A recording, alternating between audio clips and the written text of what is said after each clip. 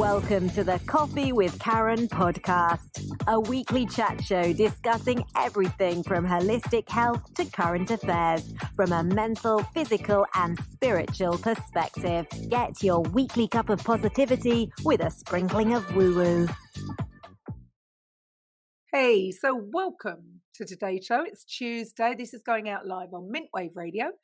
If you've already got the Alexa skill, you could just ask her or go to the website above, mintwave-radio.com, to download it. And if this is via podcast, then you can also download the app for Apple and Android for Podbean. Feel free to take a look at our whole week's schedule. Feel free to subscribe to any that take your fancy. Now, today's episode is 182, and we have Matt Findora today, and he's a mindset coach. We're going to be talking about how to overcome victim mindset. I'm your host, Karen Roberts, helping coaches just get their message heard to the people who need to hear it. Now, Matt is, after one significant moment, really, he changed his life. Matt joined the US Marine Corps and served 10.5 years. While in, he worked as an air traffic controller and continues to do that as a civilian. He works now as a mindset coach, helping young men overcome the victim mindset so that they can achieve purposeful life goals. So welcome to the show, Matt. Thanks for having me, Karen. Okay, so 10.5 years in the Corps. I mean, that's pretty impressive. So what made you make that choice then? What was that significant moment that you talk about there? So for me, I grew a little bit the backstory before we get to the story. So my family we grew up poor, this negative atmosphere, and that victim mindset. However, I didn't really realize it till that event happened. Because we grew up poor, it was my senior year in high school. It was time to take the ACT, SATs, and everything. My older brother had to pay for me to take the test. And so we got the time wrong, though. So we showed up late to take the ACT. And because of that, they wouldn't let us take it. A couple weeks after that, I was in lunch and I was wearing this backpack that I got for free in the mail. It said Marines. And somebody came up to me and asked, "Hey, have you ever considered joining?" And I was like, "No, my goal was going to college, focus on that, not go to the military." He said, "Hey, we're going to go work out today if you want to come join us." I was like, I don't know what got into me, but I was like, you know what? Sure. I have a gym. We have this little gym in our apartment. I have no idea how to use anything. I really would love to learn to work out. So yeah, let's go do it. After the day was done, I went home, ate some food. They came, picked me up, and we drove past the gym to the park. And this was at the height of P90X. And if you don't know what P90X is, it's this hit circuit. You're essentially doing this circuit course around the park. So that's what we were going to do. And right before the final exercise, everything that I ate beforehand came back up. And so the person who was leading this exercise was somebody who had recently graduated from boot camp. And hey, it's okay, take it easy, you're weak, you just threw up, I understand. But the guy who invited me was in the same group with me. He's like, "What are you doing? Push yourself. Like, that's what we're here." And I was like, you know what? You're right. What's the worst that can happen? I already threw up. So I pushed myself through that exercise and I didn't do a lot. But what that made me realize was that I'm much more capable than what anybody else tells me that I am, or what I even believe I am. So it made me realize, hey, instead of pointing the blame, hey, this stuff happened, like I could take ownership of my own life and do things my own way to the best of my abilities. And so that's when I was like, made the decision, I'm going to join the Marine Corps. Wow. But that is so true, because we are the ones that put the limits on ourselves, aren't we? Everybody, absolutely everybody, anybody listening to this can do so much more if they wanted to, but it's their own minds that are holding them back. Is that right?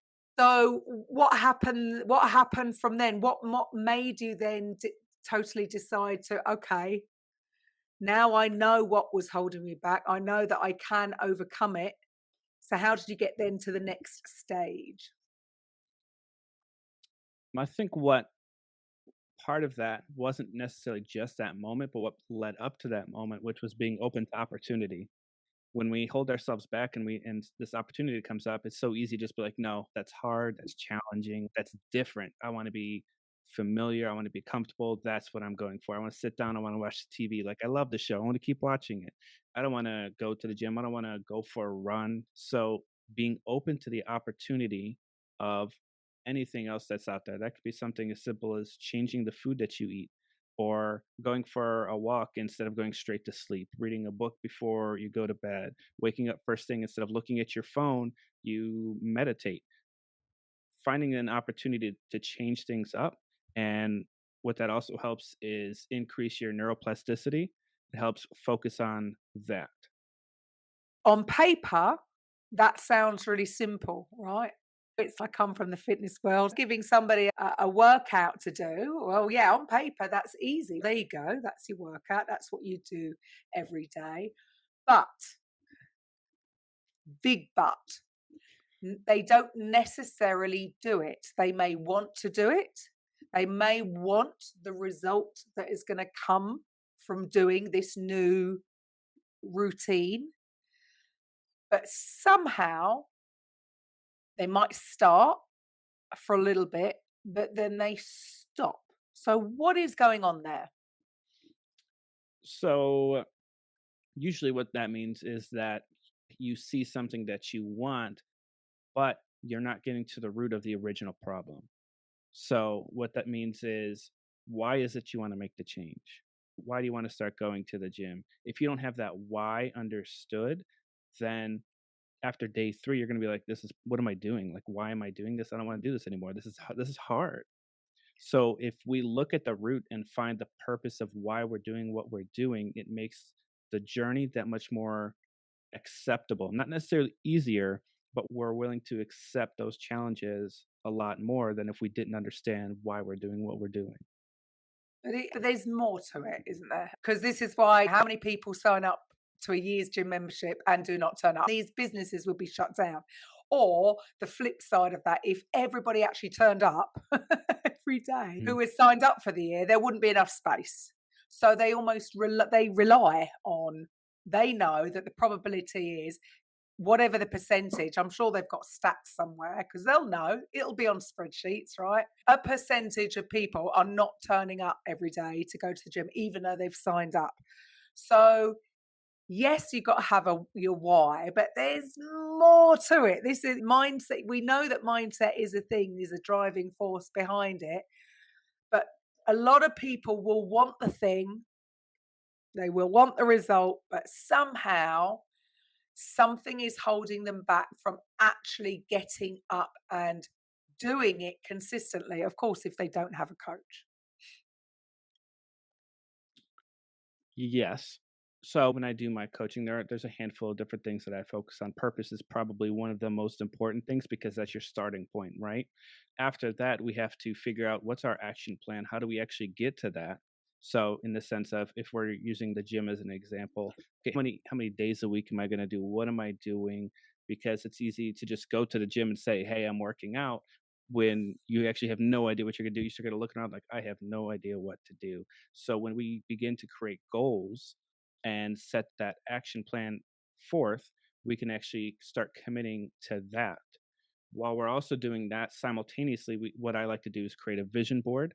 And that helps us visualize again, that kind of connects the purpose with the goals. Hey, this is why I'm doing this. This is in this again in the gym example, what what's his name? Michael Matthews. I followed him for a while. Bigger, Leaner, Stronger was his program. And one of his first things was look for the body type that you want and put it somewhere, because you're going to start looking at yourself. You're not going to see results because every single day you see yourself in the mirror. You're not going to see the change that you're actually making. Other people might see that change after a week or something, after not seeing you for a while. You're not going to see that change. So what is that end goal? What is it you want to look like? And that's going to be that end goal for you. Now we have to create the habits and the routines to get to that point. So how often are you going to go to the gym? What leads up to that? Where do you put, so if you're going to go work out in the morning, where's your gym clothes going to be? Make sure you put that out in front of you, set yourself up for success by creating these small little habits that build into your routine. And now your routine is, you have this regular routine of what it is that you're trying to do, helps you keep that discipline of accomplishing your goals. And that's it, isn't it? It's the habits, I suppose. Yeah, vision boards, I think, are underestimated, do you not think? Because, we are visual creatures and we do need to have that.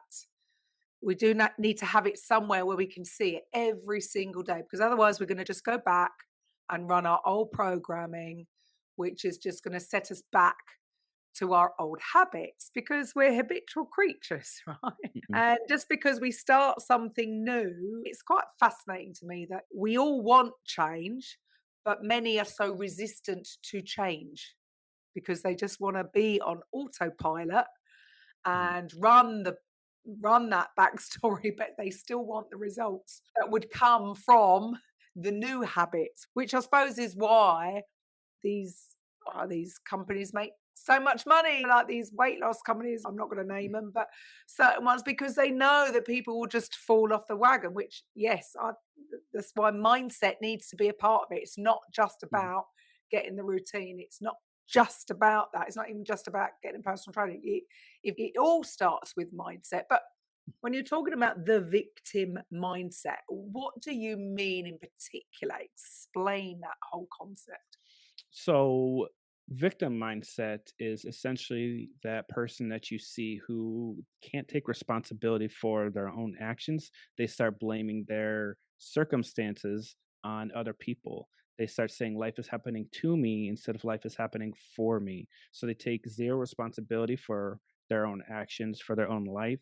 They feel that they're stuck. They can't get any movement toward what it is that they want because a lot of them don't really know what it is that they want. They see this one thing, oh, I want this. Oh, I'm not going to be able to get that.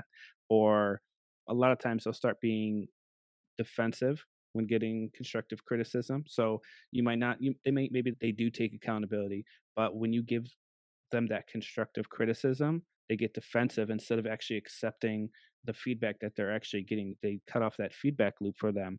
And sometimes they're also that person who is quick to judge others for their successes, their failures, or whatever it is. Oh, ha, they didn't get what they wanted because of this. Instead of looking in the mirror of, okay, what am I doing right? What am I doing wrong?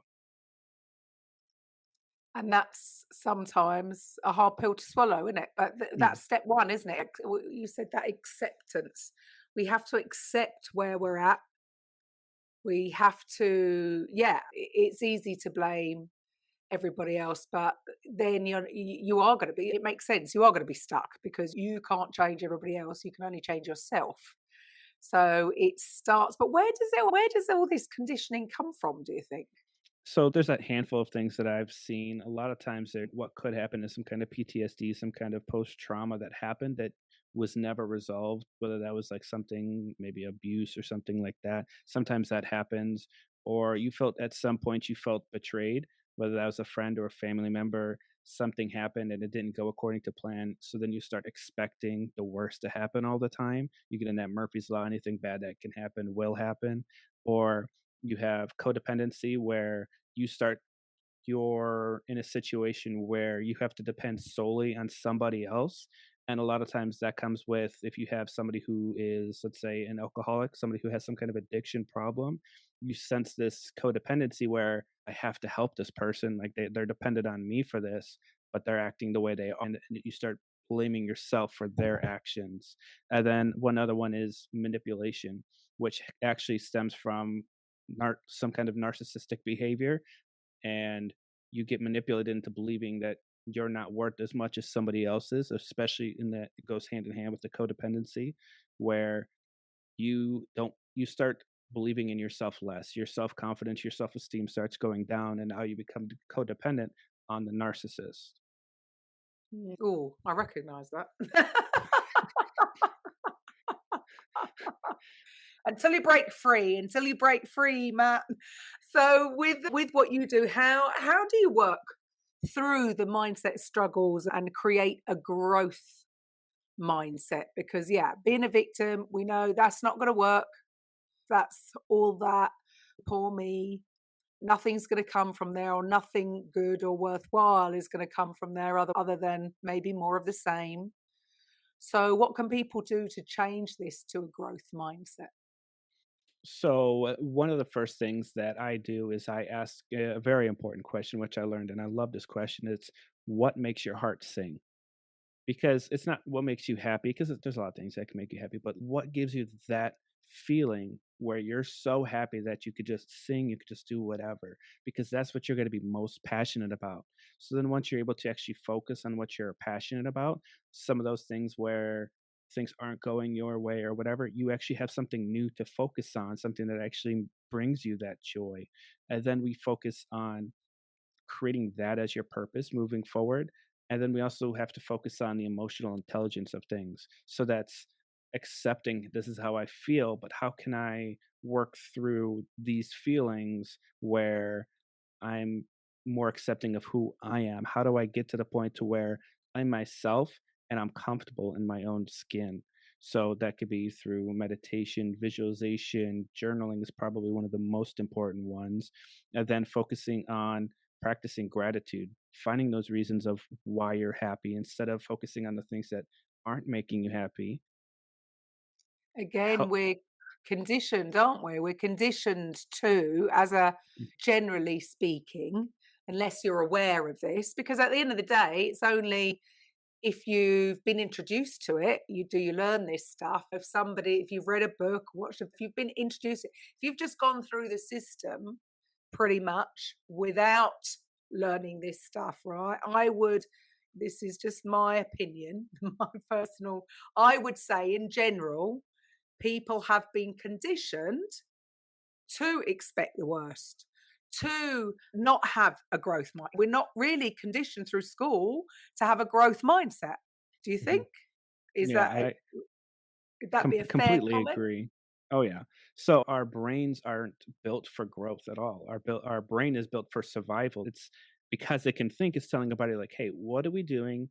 This is uncomfortable. We shouldn't be doing this. We could get hurt. Hey, here's all these 10 different things that could go wrong. Here's some fear. Let's put that in you to try to just protect yourself and your body because your brain doesn't want to get hurt. It doesn't want the body to get hurt. So it's going to show you, hey, this is what's familiar. This is what's comfortable. Let's just stay in this lane. Let's just do this instead of becoming uncomfortable with being comfortable with being uncomfortable. Uncomfortable. We don't the brain doesn't want that. So it's consistent. Hey, this is what I'm going to work on. That discipline of I need to get better at this. Let's get better at this. Let's go. And you have to remind yourself every single day. There's not going to be a day where it's like, you know what? I'm not going to focus on this. Whatever happens. There has to be some kind of drive behind there that says we need to move forward, especially if you're suffering from a victim mindset or the negative aspects of life. You have to remind yourself it's okay. Like, we don't have to necessarily focus on that. Let's just keep moving forward. And that's you said it just there, the fact that this takes practice. Mm. This takes practice. That means daily gratitude list, daily journaling, because I suppose, because of, maybe it depends how old you are. At my age, got to practice it every day. Because of the conditioning, because of until I was introduced to all this, it was not spoken about. I suppose in some religions, I suppose things like saying grace is gratitude, isn't it? It's a gratitude thing. But if you're not in that kind of thing, if you wouldn't have grown up, it's not really something that was talked about. It wasn't spoken about in school. It certainly wasn't spoken about as something we all should do, and it's beneficial to us. It's I get it completely as a parent. Right. Mhm.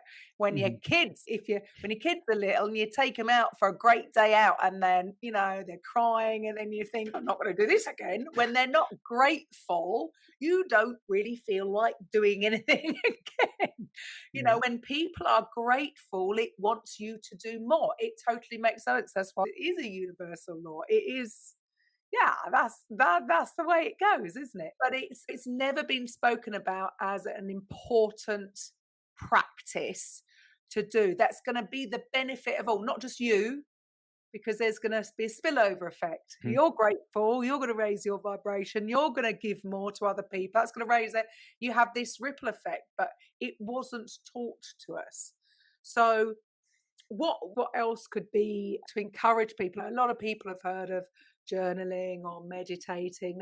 Again, they might have heard of it, they might not be doing it. Big Mhm. difference between knowing and doing. I would say everything we do, and I feel like this is more of a more recent realization for myself. Everything that we do, especially when it comes to a victim mindset, to change that to a growth mindset or anything, starts with love.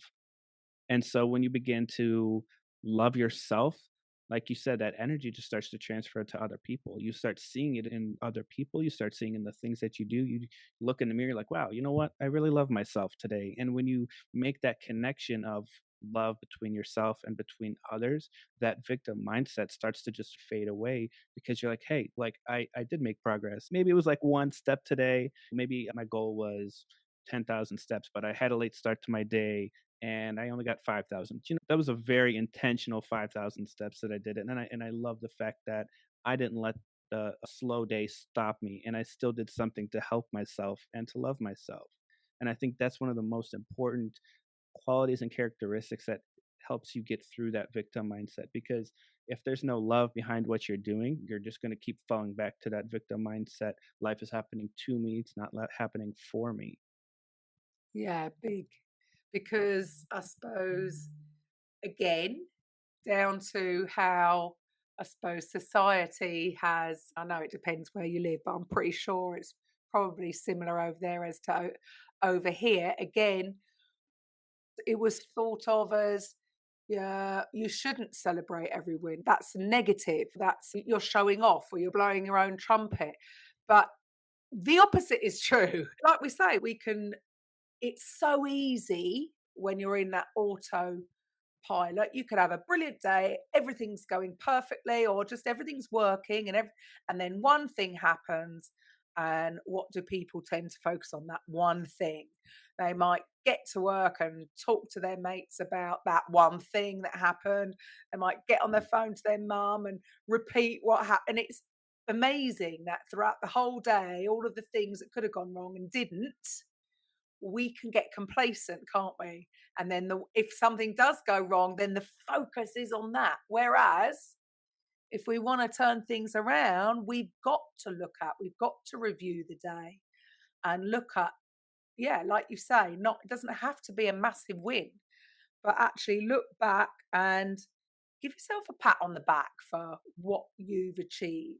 And you use another word that I think is so important is being intentional, because otherwise we're just responding to life rather than realizing actually we create our lives, but we have to be intentional.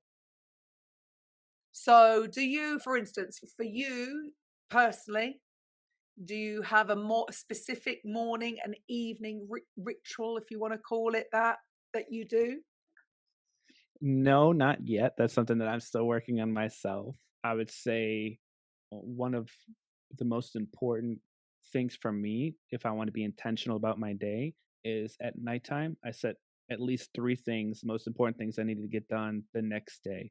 Because that your morning routine starts the night before. So you can actually, hey, this is what I'm going to accomplish instead of waking up, what am I going to get done today? You've already have that prepared for you. And then when you wake up, don't look at your phone for at least 30 minutes to an hour because that it's your brain starts to focus on being reactive to how other people are thinking and how other people are feeling and what other people are doing, that you're not becoming intentional about what it was you planned for the night before. So for me, one of the most recent changes that I made to make sure that happens is I got an alarm clock instead of using my phone as my alarm, because easily once you let go, hey, you turn off your alarm on your phone, you're like, oh, what's going on my phone? Because I could see all my notifications. Instead, hey, I don't have my phone in the room. Like I'm just focusing on this. All right, I get up and I can wait 30 minutes to an hour to touch my phone. One of the first things I do, read one chapter of something because that starts you the learning process for the day of, oh, I'm focused on creating that neuroplasticity. I'm focused on, I'm going to learn something today and I'm just going to continue learning something throughout the day. That way, when you go to bed at night, you're like, hey, no matter what happened, I learned something today. Great advice. And I like the fact that it's only three, because some people can write these lists. And we know that if you wrote a list of 10 things and say you completed seven, you wouldn't get the dopamine hit that you would get if you'd written three and you completed three. You Mhm. know, that there's a physiological, there's things going on, man, in the body when that happens. You're releasing hormones and those feel good factors. But again, people can put too much pressure on themselves. So rather Mhm. than writing a whole list, that's brilliant. Just three, because we can all complete three things. Mhm. Everybody can complete three things. And there's something about crossing those things off, aren't there? And the problem, you're right, with I love that with the alarm clock, because yes, that's possibly something that might even get my daughter.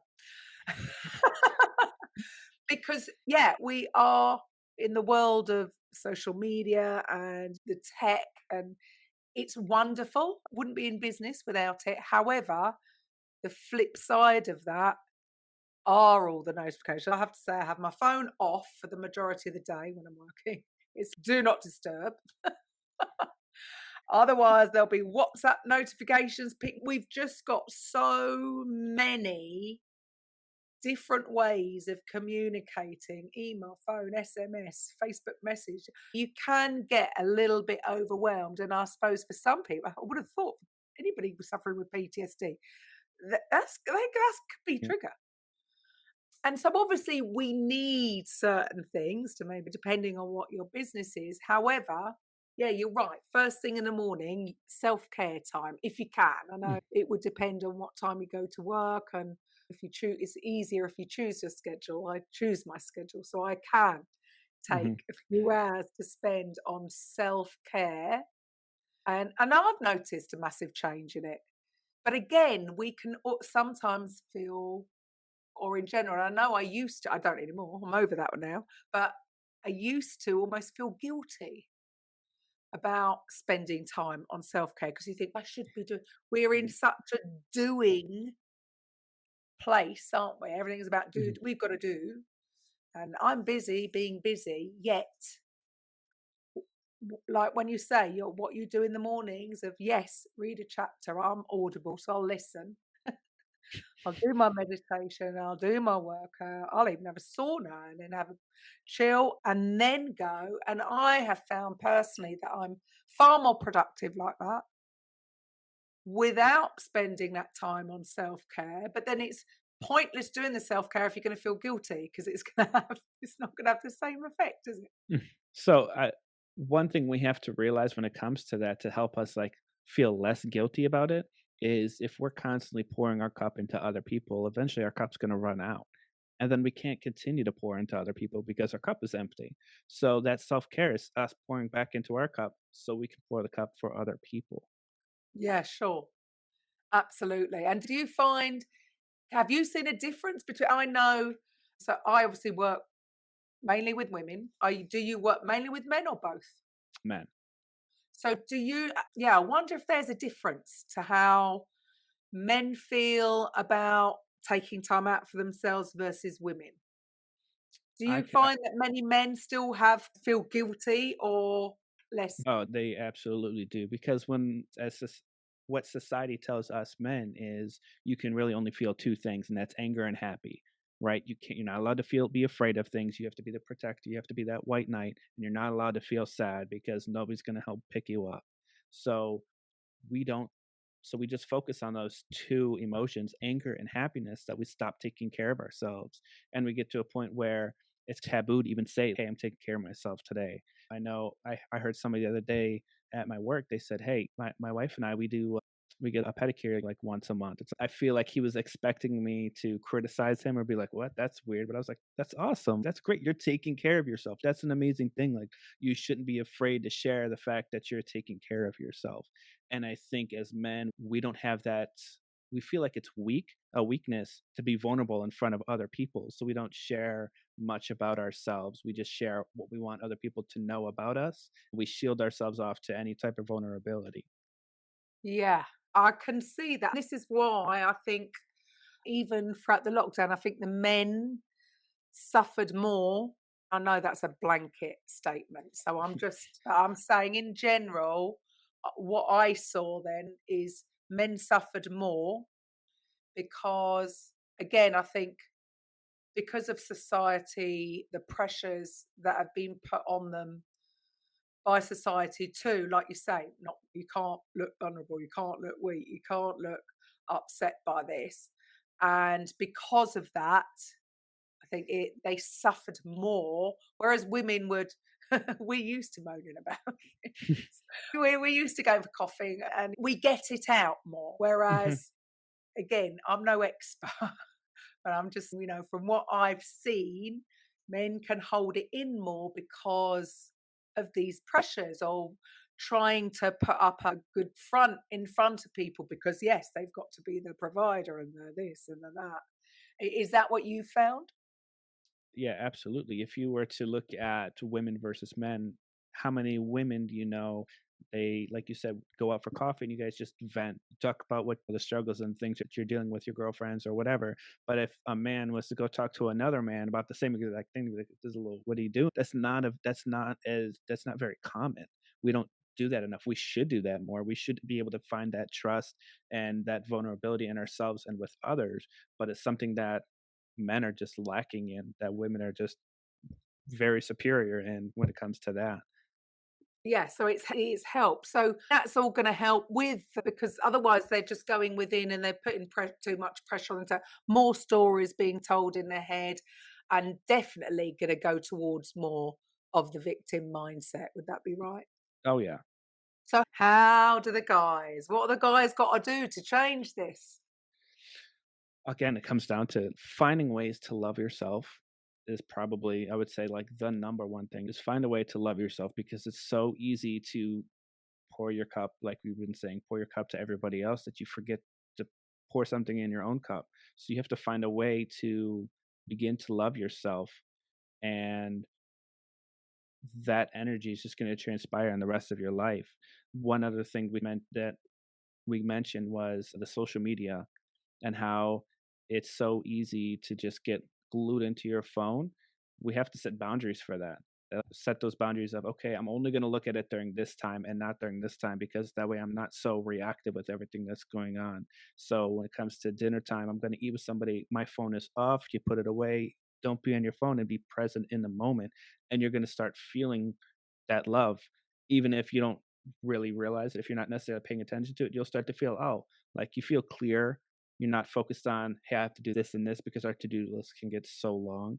You're just focused on, you know what, I'm just going to enjoy this moment. I'm going to be present. I'm going to be grateful for this moment. Being grateful to sit here and eat with someone. Or if it's eating by yourself, the same thing. You're just be present in the moment, enjoy what you're doing. And again, it sounds so simple. And it Mhm. is that simple. We tend to overcomplicate it. Really, what you just said there just sums it up. Be in the present moment. Really, that's really all we need to say for any of Mhm. it, right? For any of it, just be in the present moment because you've got no problems in the present moment. Nothing. You either deal with what's in front of you or you don't. There's just there is no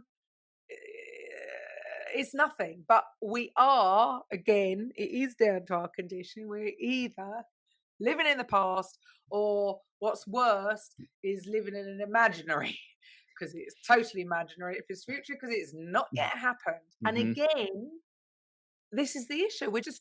We're constantly distracted from the present moment. And I suppose that this is the flip side. There's a yin yang, there's everything, isn't there? So these apps and the phones, they are good for some things and not so good for the others. But because of all these distractions, we seem to be constantly taken out of the now, which isn't serving us, is it?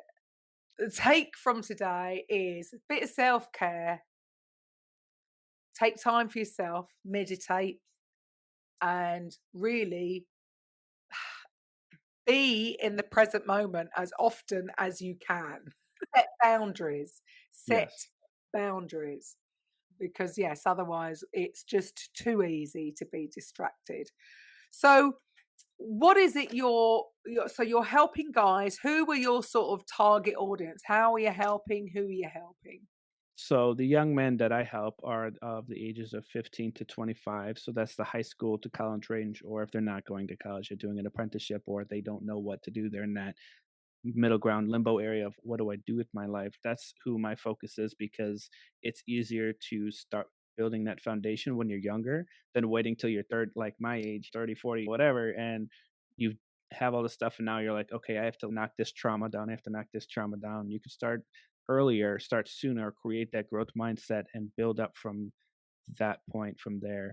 And then again, we focus on goals, vision boards, habits, routines. Like, how do we make this a consistent thing? So, because it's never going to be an overnight thing, it's a daily practice of, I need to get through this because it's so easy to just go back to what's familiar. And you have to fight yourself when it comes to going back to what's comfortable because you need to challenge yourself to create a new comfortability with being challenged. Yeah, sure. And this is why I've always said this, that why this stuff isn't taught in schools is beyond me. It's like we're still in the Victorian age. I think somebody forgot to tell them that we've moved on. Yeah. and, we're in 2023. Mind you, now with AI, I'm wondering whether school is going to be just obsolete now. The AI is definitely going to make things interesting. It's going to be yes, very good word. It's going to be interesting to find out what happens next because I'm like, oh my goodness, if I was a kid now, I'd be like, woohoo.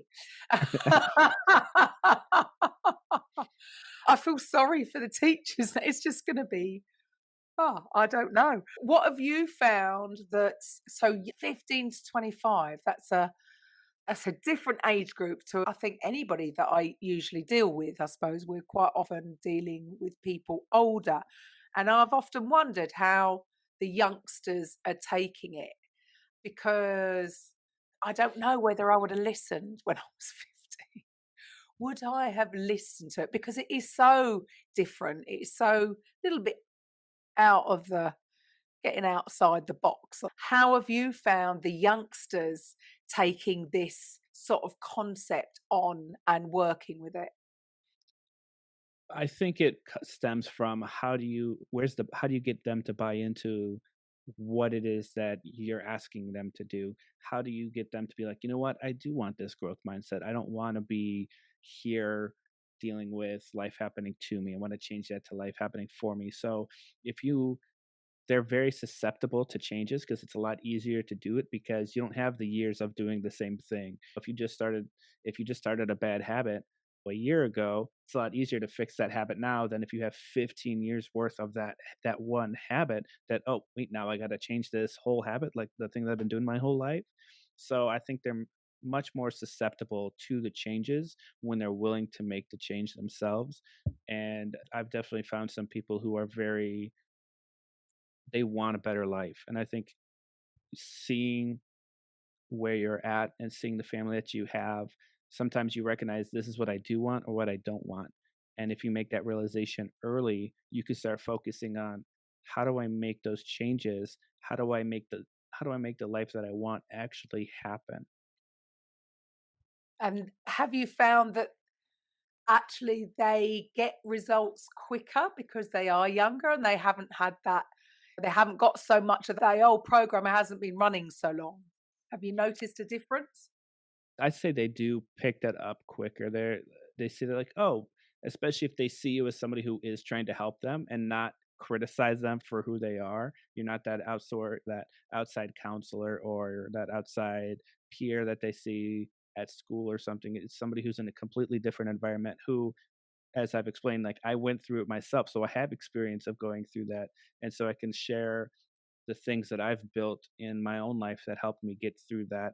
And it makes it easier for them to be like, oh, you know what, that sounds like a good idea. And they are able to make that a little bit quicker than I would say that an older person would be able to. So for you, when you made the decision to do this, so you would have been, I'm sure you're reading a chapter a day now. I'm sure you've read a lot of self development books. What would have been your favorite, would you say, up till now? So there's three different ones for three different reasons. If I were to start off with building my foundation, I would start off with Atomic Habits by James Clear. because he focuses against essentially on that foundation of, hey, create a habit. This is how you create a habit. And it's very in depth of habit stacking where, oh, I already have this habit. Let me attach a habit to it so I can actually consistently do it. And just understanding really almost the science of a habit, which you don't really think of. You're like, oh, a habit is something I have to do every day, but there's a lot more to it than just that. And this book really just spells it out. It's one of the few books I've read multiple times.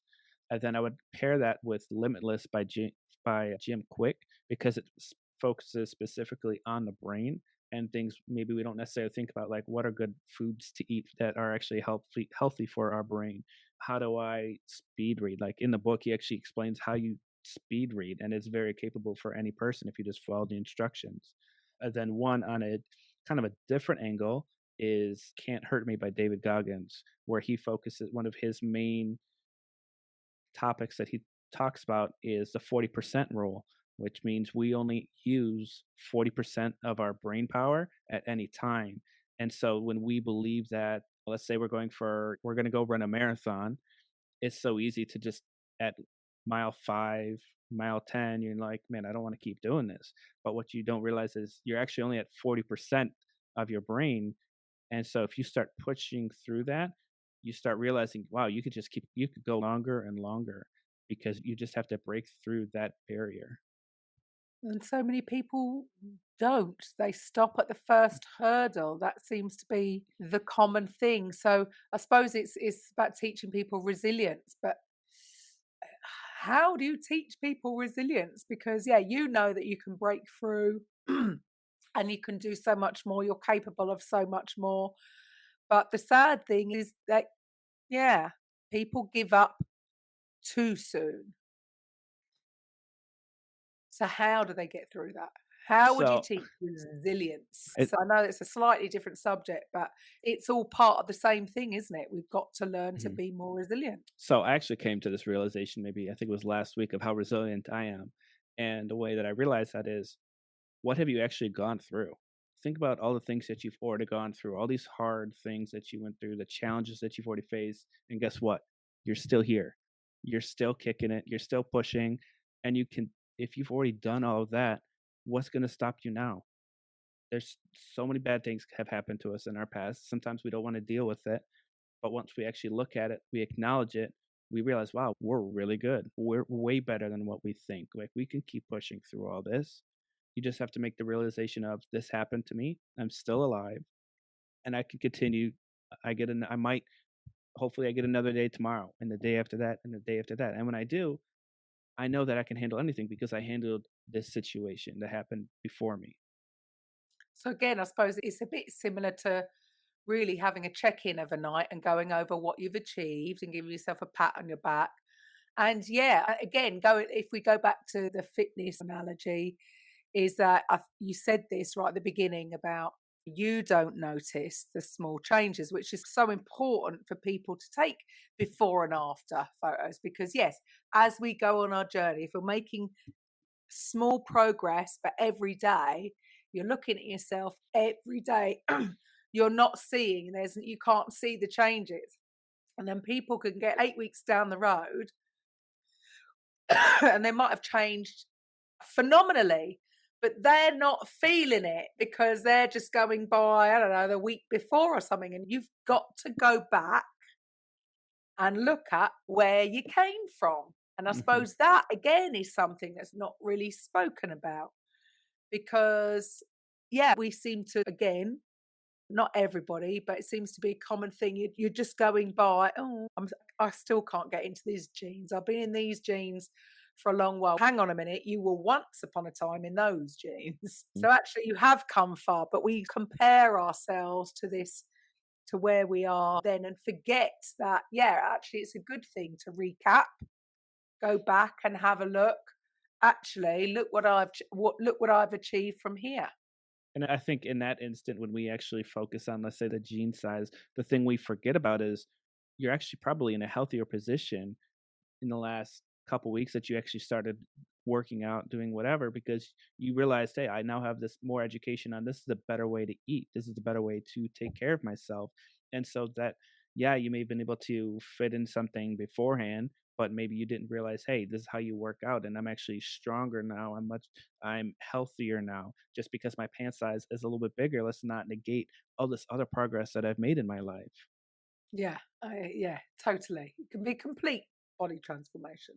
So, other than books, what are some of your biggest influences? I would say number one is Lewis Howes. His podcast is The School of Greatness, and I started listening to it. I think it was August of 21, so it was right before I got out of the military. And I was like, "Wow, how have I never heard of it? This is amazing!" And there's so much. It's so knowledge packed, and it's not just one thing. It's just how do you be the greatest version of yourself, essentially. So it's new topics: spiritual, financial, health, mindset, literally anything that you can come up with. Like he'll bring experts. It's not just him talking. He'll bring an expert on finances. He'll bring in professors or PhD candidates, whatever. Like you actually get the expert opinion of people. Oh, he has some great people. I've seen a couple with Joe Dispenza Yep. on with him. He's great. Yeah, love it. Then a couple other that I feel like are in the same realm, Jay Shetty and Mel Robbins. Jay Shetty like focuses on like relationships, and again he's meditation and the mindset part of things. And there are a lot of things where you don't really look at things. It helps open your eyes to a new way of looking at things. What he recently said was, we have the five love languages, right? We don't talk about how we fight in relationships, and that changes everything. One person can fight where I need this resolved right now. The other person might need a little bit of time to actually think about it and then come back, and then you guys work through it. And if you're not on the same page of how you guys fight, it's things are just going to get worse. Yes, yes. Again, Uh, I can relate to that. Mel And Robbins, Mel, she's great. Mel, she's great. uh, She's sh- great. she's like the almost the in between of Lewis and Jay, in the sense of she gives you like all these expert advice about relationships, about yourself, and there's like the science behind it too. And she gives you the new techniques. Like I love her a 5 second rule and the high five habit. Like those two are honestly really important lessons that people should really apply to their life. And they work.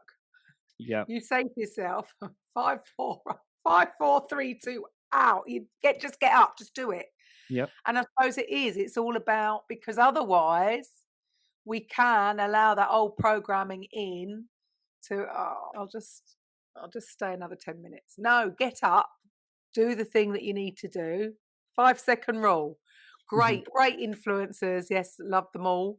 So for the listeners out there, if they're watching this via YouTube or on social media, they can see all your links. They can see the show notes, see links to you and everything. But if people are just listening and they'd like to have a chat, or they'd like to come and find out what it is you're doing, how do they get in touch with you? So I have my main website, which is mattfindora.com. I have my blog on there. That's how I begin my coaching, discovery calls, things of that nature. Then I have my social media. I'm mostly on LinkedIn and Instagram, both of them, Matt Findora. Anybody reaches out to me there, I reach back. I try not to ignore people because that's just rude. Nobody wants that. I'm willing to have a conversation with almost pretty much anybody just to have that conversation, that connection. Fantastic. And so how do you work? How do you work with people? Do you just one to one? Do you do group? Do you have a complete program? How do you work? So I work one on one. I have a 6 month program that I do, focusing on the things that we discussed. Eventually, once I get enough people and I kind of cement what it is that I know works, then we'll go into group coaching, because it's great to hear other people who have made similar changes in their life. Because one of my main points is surround yourself with greatness, because your environment has such an impact on you. So if you want to get rid of this victim mindset, if you change your environment and you find people who are trying to better themselves, you're going to be one of those people. And you're like, you know what? They're all doing better. I love where you're at. I want to be better too. So surround yourself with greatness, and group coaching would do that for them.